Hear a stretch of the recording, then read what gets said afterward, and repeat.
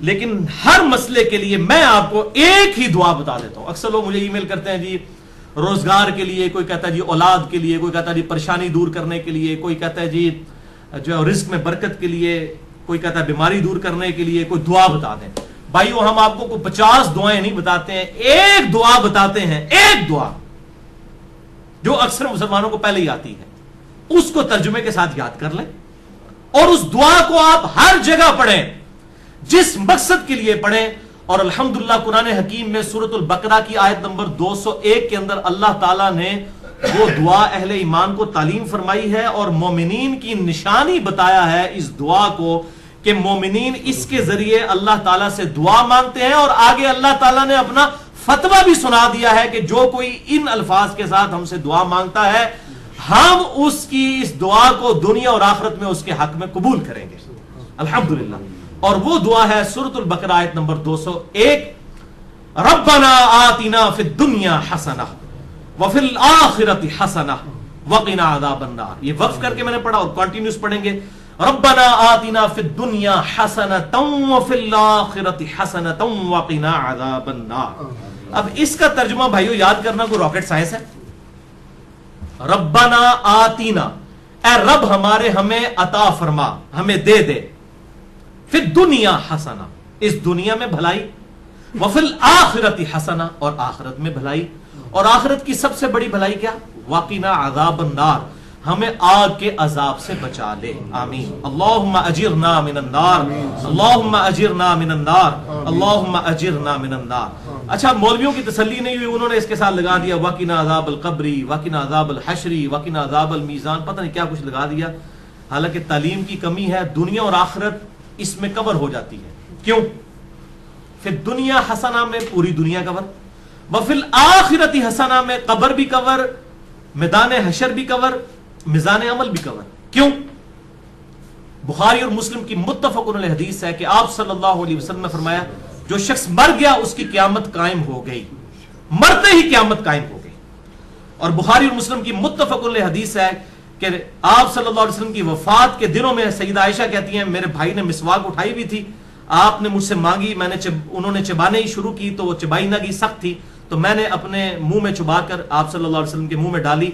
اللہ تعالیٰ نے میرے تھوک کو اور نبی صلی اللہ علیہ وسلم کے تھوک کو اس دن جمع فرما دیا ایک ہی جگہ پر، جو نبی صلی اللہ علیہ وسلم کی دنیا کی زندگی کا آخری دن اور آخرت کی زندگی کا پہلا دن تھا. بخاری اور مسلم میں. تو اما عائشہ حضور کی وفات کے دن کو کیا کہہ رہی ہیں؟ آخرت کی زندگی کا پہلا دن. تو وہ فی الآخرۃ حسنہ میں قبر بھی آ گئی، آخرت بھی آ گئی، میزان عمل بھی آ گیا، سب کچھ آ گیا. تو یہ مولویوں نے خام خواہ بیچ میں چیزیں، وہ کسی نے ودخلنا مال ابرار یا عزیز و یا غفار، پتہ نہیں کیا کچھ بیچ میں لگایا ہوا ہے. بس یہ کامل دعا یہی ہے، ربنا آتنا فی الدنیا حسنہ وفی الآخرۃ حسنۃ وقنا عذاب النار. اس کو بدل نہیں سکتے، یہ بہت خطرناک معاملہ ہے. بخاری اور مسلم کی متفق علیہ حدیث ہے. ایک صحابی کو آپ نے دعا تعلیم فرمائی وضو کے بعد کی، اس میں الفاظ تھے بنبی کا ارسلتا، میں ایمان لایا اس پر جو تیرے نبی کے ساتھ نازل ہوا. اس صحابی نے دعا پڑھتے ہوئے کہہ دیا برسولی کا ارسلتا. اب کوئی فرق ہے؟ میں ایمان لایا اس کتاب پر جو تیرے رسول پر نازل ہوئی. رسول تو سپرلیٹو ڈگری ہے، نبی سے بھی اوپر کی ڈگری. ہر نبی رسول نہیں ہوتا، چاند ایک رسول ہے. آپ صلی اللہ علیہ وسلم فرمایا تو نے میرے الفاظ کیوں چینج کیے؟ وہی کہہ جو میں نے کہا تھا بنبی کا ارسلتا. اب اس نے کہا یا رسول اللہ میں نے کون سی گستاخی کر دی ہے، میں تو اچھے الفاظ استعمال کیے ہیں، عشق دے چلے نمبر لے گئے، عقل والے ہوتے ہیں انجے ہی عملہ گالیاں، کچھ نہیں انہوں نے کہا. اب جو نبی صلی اللہ علیہ وسلم اپنے الفاظ کو نہیں بدلنے دے رہے اور اچھے الفاظ اس نے استعمال کیے، وہ یہ اجازت دیں گے کہ آپ صلی اللہ علیہ وسلم کی سنت دعاؤں کو آپ اس حوالے سے چینج کریں کہ اس میں چیزیں ایڈ کرنا شروع کر دیں، یہ آپ صلی اللہ علیہ وسلم اجازت دیں گے؟ تو یہ بدعت کے ٹاپک پہ میں نے کم از کم 5 گھنٹے کی گفتگو ریکارڈ کروا دی ہے، مسئلہ نمبر 75A اور 75B اہل سنت پاک.com پہ. اس میں بھی میں نے یہ ان حدیثوں کو ڈیٹیل کے ساتھ ڈسکس کیا تھا.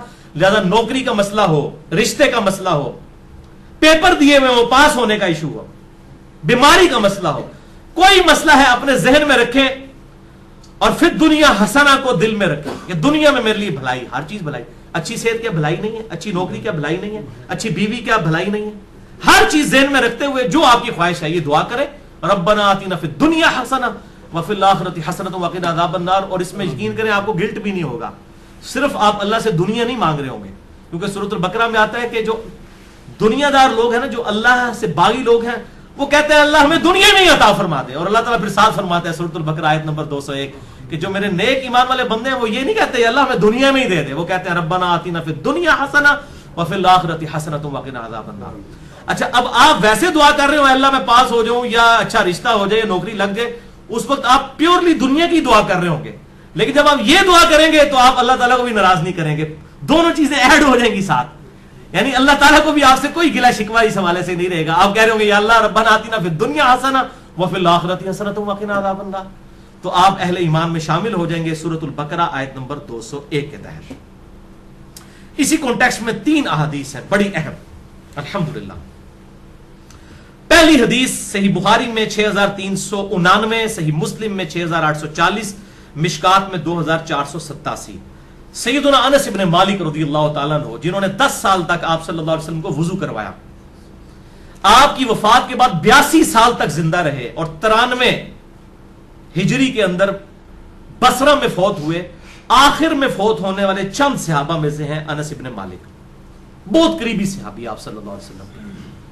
ان سے کسی تابعی نے آگے پوچھا کہ بتائیے کہ اللہ کے نبی صلی اللہ علیہ وسلم جب اللہ سے مانگا کرتے تھے تو کیا دعا مانگا کرتے تھے؟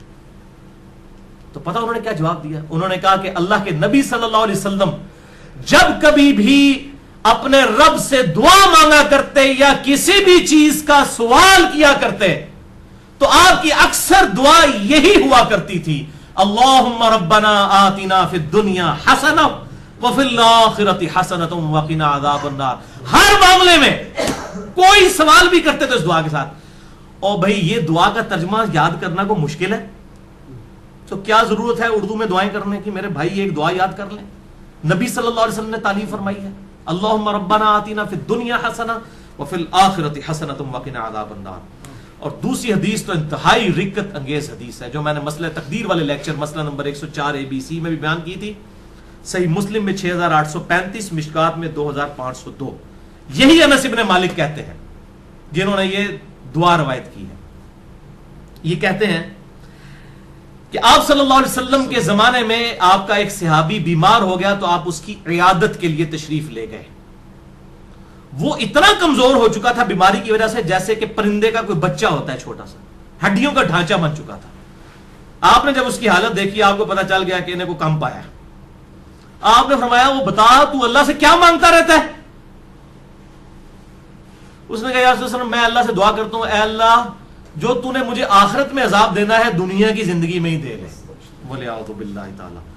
آپ فرمایا سبحان اللہ، اللہ پاک ہے. جب آپ حیران ہوتے تو یہ بات کہا کرتے سبحان اللہ، اوے تو اللہ تعالیٰ کا اس دنیا میں عذاب سہ سکتا ہے جو اللہ سے تو نے یہ دعا کی؟ نہ تو دنیا کی زندگی میں اللہ کا عذاب برداشت کر سکتا ہے نہ آخرت کی زندگی میں. اور تجھے تو چاہیے تھا کہ تو اللہ سے دعا کرتا اللہم ربنا آتنا فی الدنیا حسنہ وفی الآخرۃ حسنۃ وقنا عذاب النار.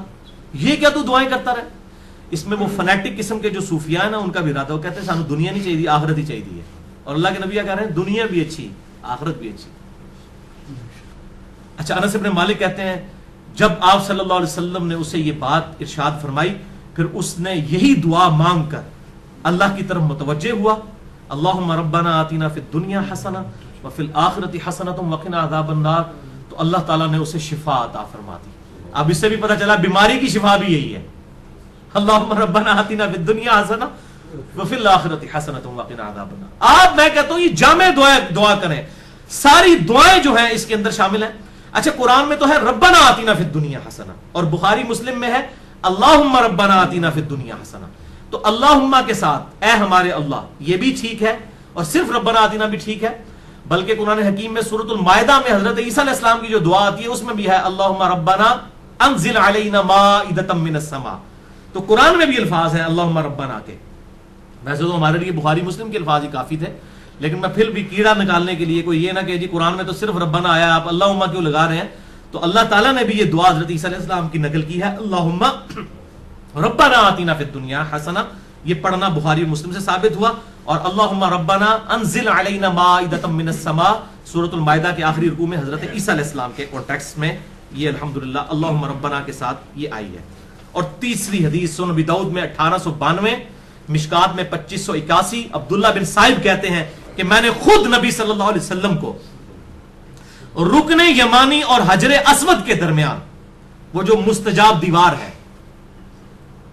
یہ دعا مانگتے ہوئے سنا ہے, اللہم ربنا آتنا فی الدنیا حسنہ وفی الآخرۃ حسنۃ وقنا عذاب النار. اسے مستجاب دیوار کہتے ہیں. مستجاب کہتے ہیں دعا کی قبولیت کی جگہ. 70 انبیاء کا مصلی ہے, آپ وہاں پر کھڑے ہوں تو آپ کا رخ دونوں قبلوں کی طرف ہو جاتا ہے, بیت المقدس کی طرف بھی اور خانہ کعبہ کی طرف بھی. اس دوران آج تک حاجی, عمرہ کرنے والے اور حج کرنے والے یہ دعا مانگتے ہیں, ربنا آتنا فی الدنیا حسنہ وفی الآخرۃ حسنۃ وقنا عذاب النار. یہ بس اتنے ہی الفاظ ہیں, باقی جو ایڈ کیے لوگوں نے خود کیے میں. تو دعا کی قبولیت کی جو جگہ ہے خانہ کعبہ شریف, وہاں پر بھی آپ نے یہی دعا مانگی, ربنا آتنا فی الدنیا حسنہ وفی الآخرۃ حسنۃ وقنا عذاب النار. اسماء اعظم اور دعا کی قبولیت کے لیے کیا کیا طریقے ہیں, اس حوالے سے میرا مسئلہ نمبر 82 ڈیٹیل کے ساتھ ریکارڈ ہے. اور بھائیو, بخاری اور مسلم اور باقی احادیث کی روشنی میں کئی ایک مقامات ہیں جو دعا کی قبولیت کی جگہ ہیں. مثلا اذان اور اقامت کے درمیان جو وقفہ ہے جماعت کھڑے ہونے تک کا, یہ دعا کی قبولیت کا سبب ہے. ابو داؤد میں حدیث موجود ہے. آج میرا ٹاپک نہیں اس لیے میں سکپ کر رہا ہوں. اسی طریقے سے تیز بارش کے وقت دعا قبول ہوتی ہے. میدان جنگ میں, جنگ کے دوران عین, اس وقت دعا کی قبولیت کا وقت ہے. جمعے والے دن خطیب جب جو ہے وہ 2 خطبوں کے درمیان وقفہ کرتا ہے, اس دوران دل میں دعا مانگی جائے, وہ قبولیت کا وقت ہے. اور کئی ایک قبولیت کے وقت ہیں, لیکن ایک وقت ایسا ہے جو ہر وقت آپ کے پاس اویلیبل ہے. اسی کانٹیکسٹ میں آپ کو اگلی 5 حدیثیں میں بیان کرنے لگا ہوں, اور وہ ہے نماز میں دعا مانگنا, جس کے لیے آپ کو جمعے کے دن کے انتظار کی ضرورت نہیں ہے, کسی اور چیز کی ضرورت نہیں. جب بھی آپ نماز پڑھیں, یہ 5 حدیثیں اسی پہ ہماری گفتگو کنکلوڈ ہوگی. پہلی حدیث صحیح بخاری میں 6230, صحیح مسلم میں 897, مشکات میں 909, کہ آپ صلی اللہ علیہ وسلم نے صحابہ اکرام علیہم رضوان کو تشہد تعلیم فرمایا, التحیات للہ والصلوات والطیبات عبدہ ورسولہ تک. اور اس کے بعد آپ صلی اللہ علیہ وسلم نے فرمایا جب یہ تشہد پڑھ چکو, اس کے بعد جو من پسند دعا ہو وہ تم اپنے رب سے مانگ سکتے ہو, جو بھی من پسند, یعنی جو بھی دعا مانگنی ہے آپ کتاب و سنت میں اگر کوئی دعا آئی ہے وہ بھی مانگ سکتے ہیں, اس کے علاوہ بھی کوئی مانگ سکتے ہیں, لیکن مانگیں گے عربی میں. عربی سمبل آف یونٹی ہے مسلمانوں کا. اور ویسے ایک دعا ہی, اللہم ربنا آتنا فی الدنیا حسنہ وفی الآخرۃ حسنۃ وقنا عذاب النار, یہی کافی ہے. بل اس حدیث میں عدم ذکر ہے درود ابراہیمی کا, وہ اگلی حدیثوں میں موجود ہے. صحیح مسلم میں 1739, مشکات میں 1257 میں ہے کہ اما عائشہ کہتی ہیں کہ نبی صلی اللہ علیہ وسلم جب تشہد بیٹھتے اللہ کی حمد بیان کرتے, اس کے بعد دعائیں کرتے. اور یہی حدیث سنن نسائی میں 1720 اور 1721 ہے کہ آپ صلی اللہ علیہ وسلم اللہ کی حمد بیان کرتے, اس کے بعد نبی صلی اللہ علیہ وسلم پر درود پڑھتے, اور اس کے بعد اپنے رب سے دعائیں مانگا کرتے. اور یہی ترتیب ہے جو جامع ترمذی میں انٹرنیشنل نمبر کے مطابق 593 نمبر حدیث ہے کہ ایک صحابی تھے, انہوں نے بڑی تیزی سے نماز پڑھی اور اس کے بعد جو ہے وہ بڑی جلدی جلدی دعا مانگنا شروع کی. آپ صلی اللہ علیہ وسلم نے انہیں بلا کر نماز کا طریقہ سکھایا, اور دعا مانگنے کا خصوصاً طریقہ اس میں موجود ہے کہ سکھایا. اور آپ صلی اللہ علیہ وسلم نے فرمایا کہ دعا میں جلدی نہ کرو, پہلے اللہ کی حمد بیان کرو, اس کے بعد درود شریف پڑھو, پھر دعا مانگا کرو. اتنے میں ایک اور شخص آیا جس نے اللہ کی حمد بیان کی, درود شریف پڑھا, پھر دعا مانگی. تو آپ نے 2 دفعہ فرمایا سل تعطا, سل تعطا, مانگ تجھے دیا جائے گا, مانگ تجھے دیا جائے گا. یعنی درود شریف اور اللہ کی حمد, یہ پروٹوکول ہے دعا کی قبولیت کا. تو اللہ کی حمد اور درود شریف, اور نماز میں یہی ہوتا ہے, آپ پہلے اللہ کی حمد کرتے ہیں, التحیات للہ والصلوات والطیبات, پھر نبی صلی اللہ علیہ وسلم پر سلام عرض کرتے ہیں, پھر درود شریف پڑھتے ہیں, اینڈ پہ دعائیں مانگتے ہیں آپ جا کے. وہ جتنی بھی دعائیں سنت سے ثابت ہیں, اللہم انی اعوذ بک من عذاب جہنم ومن عذاب القبر ومن فتنۃ المحیا والممات ومن شر فتنۃ المسیح الدجال, جو بخاری مسلم میں آتی ہے. یا اللہم ربنا آتنا فی الدنیا حسنۃ وفی الآخرۃ حسنۃ وقنا عذاب النار. یا رب اجعلنی مقیم الصلاۃ ومن ذریتی ربنا وتقبل دعائی ربنا اغفر لی ولوالدی وللمؤمنین یوم یقوم الحساب. یہ صحیح بخاری میں آتا ہے, حضرت ابوبکر صدیق کو آپ نے خصوصاً دعا سکھائی تھی, اللہم انی ظلمت نفسی ظلما کثیرا ولا یغفر الذنوب الا انت فاغفر لی مغفرۃ من عندک وارحمنی انک انت الغفور الرحیم. اس قسم کی اور دعائیں بھی ہیں, وہ کوئی بھی آپ مانگیں. اللہم ربنا آتنا فی الدنیا حسنہ وفی الآخرۃ حسنۃ وقنا عذاب النار, یہ تو جامع دعا ہے, یہ آپ تشہد میں مانگیں. دوسری حدیث صحیح مسلم میں 1073, مشکات میں 873. یہ عجیب اتفاق ہے, مسلم 1073, مشکات 873. عبداللہ ابن عباس کہتے ہیں کہ مجھے نبی صلی اللہ علیہ وسلم نے فرمایا کہ اللہ تعالیٰ نے مجھے حکم دیا ہے کہ میں رکوع اور سجدوں میں قرآن نہ پڑھوں. یعنی قرآن سے مراد قرآن کی تلاوت وہ صرف قیام میں ہوگی. قرآنی دعائیں مانگ سکتے ہیں, قرآن نہیں پڑھ سکتے. اور رہا رکوع تو اس میں اپنے رب کی عظمت بیان کرو, جو صحیح مسلم میں آتا ہے کہ آپ صلی اللہ علیہ وسلم سبحان ربی العظیم پڑھتے تھے, اور جامع ترمذی میں ہے کہ آپ صلی اللہ علیہ وسلم حکم دیتے تھے کہ رکوع میں سبحان ربی العظیم پڑھو اور سجدے میں سبحان ربی الاعلیٰ. مسلم میں تو اتنے الفاظ ہیں کہ رکوع میں سبحان ربی العظیم اور سبحان ربی الاعلیٰ سجدے میں پڑھتے تھے, اور ترمذی میں ہے کہ آپ حکم دیتے تھے. یہ تسبیحات جو ہیں یہ حکمیہ ہیں, سبحان ربی العظیم رکوع میں اور سبحان ربی الاعلیٰ سجدے میں. اس کے علاوہ جو ہے وہ آپ پڑھ سکتے ہیں, لیکن حکمی یہی ہے. تو آپ صلی اللہ علیہ وسلم نے اسی مسلم میں الفاظ ہیں کہ رکوع میں رب کی عظمت بیان کرو, اور رہے سجدے تو ان میں خوب دعائیں کیا کرو, بس تمہاری دعا قبولیت کے لائق ہوگی. یعنی سجدے میں دعا قبول ہوتی ہے جو کی جائے. لہذا سجدے میں بھی الحمدللہ میرا بھی طریقہ ہے, میں سجدے میں یہ دعا مانگتا ہوں, ربنا آتینا فی الدنیا حسنہ وفی الآخرۃ حسنۃ وقنا عذاب النار. یہ کوئی بھی قرآنی دعا مانگ سکتے ہیں. تیسری حدیث صحیح مسلم میں 1083, مشکات میں 894, بڑی کریٹیکل حدیث ہے. ابو ہریرہ رضی اللہ تعالیٰ عنہ کہتے ہیں کہ نبی صلی اللہ علیہ وسلم نے فرمایا کہ بندہ جب سجدے کی حالت میں ہوتا ہے تو اپنے رب سے سب سے زیادہ قریب ہوتا ہے, کیونکہ عاجزی کے عالم میں ہوتا ہے نا. سب سے زیادہ قریب کب ہوتا ہے؟ سجدے کے عالم میں. بس اس وقت خوب دعائیں مانگا کرو. صحیح مسلم 1083, مشکات 894. یعنی سجدے میں خوب دعائیں مانگو, یہ قبولیت کا مقام ہے. پچھلی حدیث میں ہم نے سنا بس تمہاری دعا قبول ہوگی, یہاں پر آیا کہ رب کے قریب ہوتے ہو. اور وہ ہے ٹروتھ ریویلنگ حدیث چوتھی صحیح مسلم میں 244, مشکات میں 895, کہ آپ صلی اللہ علیہ وسلم فرمایا کہ جب آدمی آیت سجدہ سن کر سجدہ کرتا ہے, جیسے ہم سجدہ تلاوت کرتے ہیں, اس پہ میرا الگ سے لیکچر ہے, مسئلہ نمبر 119, سجدہ تلاوت کے صحیح احکام و مسائل. یا جب بھی کوئی سجدہ کرتا ہے تو اس وقت شیطان جو ہے وہ چیخیں مارتا ہوا الگ ہو جاتا ہے اور کہتا ہے ہائے افسوس, مجھے اللہ نے سجدے کا حکم دیا اور میں نے اللہ کا حکم نہ مانا, اور دوزخ میرا مقدر ہوگی والعیاذ باللہ تعالی. اور ابن آدم کو سجدے کا حکم ہوا, اس نے اللہ کا حکم مان لیا, جنت اس کا مقدر ہوگی. میں نے اللہ کا حکم نہیں مانا, دوزخ میرا مقدر ہوگی والعیاذ باللہ تعالی. اللہم اجرنا من النار, اللہم اجرنا من النار, اللہم اجرنا من النار. پانچویں اور آخری حدیث آج کی صحیح بخاری میں 817, صحیح مسلم میں 1085 اور مشکات میں 871. اما عائشہ رضی اللہ تعالیٰ عنہ کا بیان ہے کہ نبی صلی اللہ علیہ وسلم اپنے رکوع اور سجود میں بڑی کثرت کے ساتھ یہ دعا پڑھا کرتے تھے, سبحانک اللہم ربنا وبحمدک اللہم اغفر لی. اور آپ صلی اللہ علیہ وسلم قرآن کے حکم پر عمل کیا کرتے تھے. یہ کیا مطلب ہے اس کا؟ قرآن کے حکم پر عمل کیا کرتے تھے. سورۃ النصر سورت نمبر ہے 110, اس میں یہ آپ صلی اللہ علیہ وسلم کو حکم نازل ہوا. یہ آپ کی وفات کی خبر تھی, اس میں بخاری اور مسلم میں آتا ہے اذا جاء نصر اللہ والفتح ورأیت الناس يدخلون فی دین اللہ افواجا فسبح بحمد ربک واستغفر انہ کان توابا.